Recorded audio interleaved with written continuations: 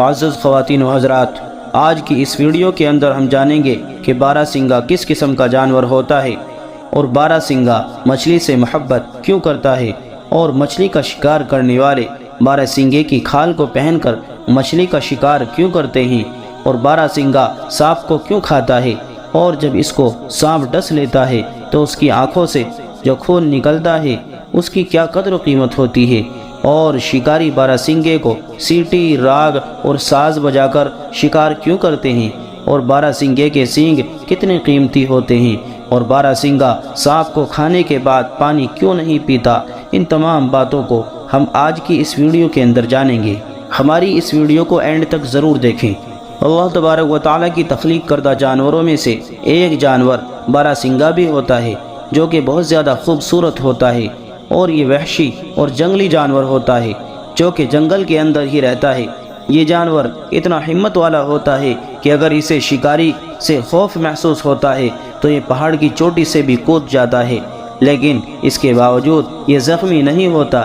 اس کے سینگوں کے اندر جتنی گرہیں ہوتی ہیں اتنی ہی بارہ سنگے کی عمر ہوتی ہے، اور جب اسے سانپ ڈس لیتا ہے تو یہ سرکان یعنی ایک قسم کا کیڑا ہوتا ہے، اس کو کھا لینے کی وجہ سے یہ ٹھیک ہو جاتا ہے۔ بارہ سنگے کے اندر ایک خصوصیت یہ بھی ہوتی ہے کہ یہ مچھلی سے لگاؤ اور محبت رکھتا ہے، چنانچہ یہ مچھلی کو دیکھنے کے لیے کبھی کبھار دریا کے کنارے بھی چلا جاتا ہے۔ مچھلی بھی اسے دیکھ کر خشکی کے قریب آ جاتی ہے، اسی وجہ سے مچھلی کے شکاری اس کی عادت سے واقف ہوتے ہیں، اور جب انہیں مچھلی کا شوق ہوتا ہے تو وہ اسی بارہ سنگے کی کھال کو پہن کر دریا کے کنارے پر بیٹھ کر مچھلی کا شکار کرتے ہیں۔ معزز دوستو، بارہ سنگا سانپ کو کھانے کا عادی ہوتا ہے، چنانچہ جہاں کہیں بھی اسے سانپ نظر آ جاتا ہے تو اسے لقمہ بنا لیتا ہے، اور کبھی کبھار ایسا بھی ہوتا ہے کہ سانپ بارہ سنگے کو ڈس لیتا ہے تو بارہ سنگے کی آنکھ سے دو چھوٹے نقرے کے برابر خون نکلتا ہے، جس کی وجہ سے اس کی آنکھ میں انگلی کے برابر گڈھے پڑ جاتے ہیں جس میں اچھے طریقے سے انگلی جا سکتی ہے۔ یہ خون زمین پر گر کر خشک ہونے کے بعد چراغ کے جیسا یعنی روشن ہو جاتا ہے۔ لوگ اس کے خون سے سانپ کے زہر سے بچنے کے لیے تریاق بناتے ہیں، اور یہ تریاق حیوانی تریاق ہوتا ہے، یعنی یہ تریاق دوائی کے طور پر استعمال کیا جاتا ہے۔ اس قسم کا بارہ سنگا اکثر ہندوستان، سندھ اور فارس وغیرہ میں پایا جاتا ہے۔ جب اس خاص بنائے ہوئے تریاق کو سانپ یا بچھو کے ڈسنے کی جگہ پر لگایا جاتا ہے تو یہ بہت زیادہ شفا کا ذریعہ بنتا ہے۔ اسی طرح اگر کسی نے زہر پی لیا ہو تو اس وقت بھی بارہ سنگے کا تریاق پینا بہت زیادہ فائدہ مند ہوتا ہے۔ اللہ تبارک و تعالیٰ نے زہر کے اثرات کو ختم کرنے کے لیے اس خاص تریاق میں عجیب و غریب خصوصیت عطا فرمائی ہے۔ معزز دوستو، حکیم ارسطو نے لکھا ہے کہ شکاری بارہ سنگے کو سیٹی، راگ اور ساز سے شکار کرتے ہیں۔ اس کی وجہ یہ ہے کہ جب وہ باجا سنتا ہے تو اسے نیند آتی ہے۔ شکاری اسے باجے سے اس قدر مست کر دیتے ہیں کہ اسے ہوش نہیں رہتا۔ شکاری بارہ سنگے کے دونوں کانوں کو سن دیکھ کر پیچھے سے اس کو پکڑ لیتے ہیں۔ بارہ سنگے کی سینگ بالکل ٹھوس ہوتی ہے۔ یہ جانور فی نفسی ہی بزدل ہوتا ہے، لیکن دیکھنے سے رعبدار معلوم ہوتا ہے۔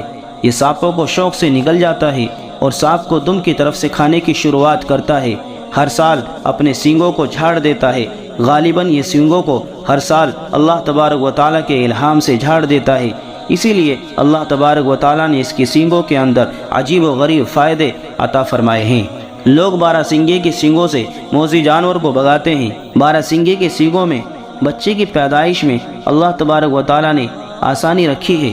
حاملہ عورتیں اس سے فائدہ حاصل کرتی ہیں۔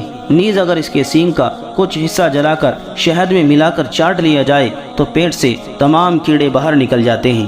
معزز دوستو، بارہ سنگے میں ایک خصوصیت یہ بھی پائی جاتی ہے، بارہ سنگا سانپ کو کھانے کے عادی ہوتے ہیں۔ جب ان میں سانپ کو کھانے کی وجہ سے گرمی بڑھ جاتی ہے تو یہ بھڑک اٹھتے ہیں۔ اسی حالت میں یہ پانی کو تلاش کرتا پھرتا ہے۔ پانی مل بھی جاتا ہے تو پیتا نہیں، برابر سانس لیتا رہتا ہے۔ اس کی وجہ یہ ہے کہ وہ اگر اس حالت میں پانی پی لے تو پانی اور زہر پیٹ میں ایک ساتھ جمع ہو جائیں گے، جس سے اس کو اپنے تباہ ہونے کا اندیشہ رہتا ہے، لہٰذا وہ کافی دنوں تک پانی نہیں پیتا۔ جب زہر کے اثرات ختم ہو جاتے ہیں تو اس وقت پانی پیتا ہے تو پانی نقصان نہیں دیتا۔ معزز دوستو، بارہ سنگے کا شرعی حکم یہ ہے کہ بارہ سنگا حلال ہے، اس لیے کہ اس کا شمار پاکیزہ جانوروں میں ہوتا ہے، جیسے کہ پہاڑی بکرے وغیرہ کا۔ جس طرح وہ حلال ہے، اسی طرح 12 سینگے کا گوشت بھی حلال ہوتا ہے۔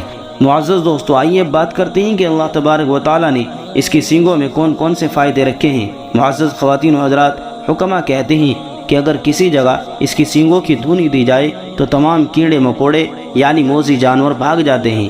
اسی طرح اگر اس کی سینگوں کو جلا کر دانتوں میں لگایا جائے تو دانتوں کی زردی کو دور اور اس کے گڈھوں اور جڑوں کو بھر دے گی۔ اگر اس کی سینگ کے کچھ حصوں کو گلے میں باندھ کر لٹکا لیا جائے تو جب تک گلے میں رہیں گے اسے نیند نہیں آ سکتی۔